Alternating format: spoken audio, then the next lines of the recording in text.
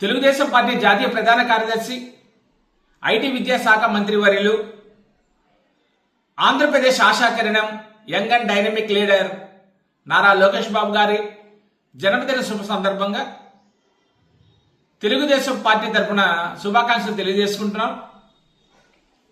లోకేష్ బాబు గారి అవిశ్రాంత కృషి ఫలితంగా నేడు మన రాష్ట్ర విద్యా వ్యవస్థలో అనేకమైన సంస్కరణలు తీసుకొచ్చి విద్యా వ్యవస్థను ప్రపంచ స్థాయికి తీసుకువెళ్లడం ద్వారా ఆంధ్రప్రదేశ్ నాలెడ్జ్ హబ్గా తీర్చిదిద్దుతున్నారు.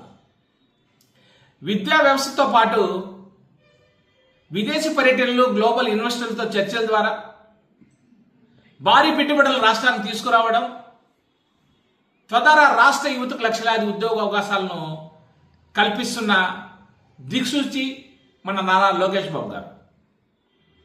అలాగే నేడు నారా లోకేష్ బాబు గారి జన్మదిన సందర్భంగా ఒక మహోత్తర చారిత్రక ఘట్టానికి వేదిక కాబోతుంది. మన రాష్ట్రంలో నిరుపేదలు ఇళ్ల స్థలాలు లేక ప్రభుత్వ భూముల్లోనూ, నిరుపయోగం ఉన్న స్థలాల్లోనూ తన నివాసాలను ఏర్పరచుకొని చట్టబద్ధత లేక అభద్రతా భావంతో అనేక లక్షలాది కుటుంబాలు జీవిస్తున్నాయి.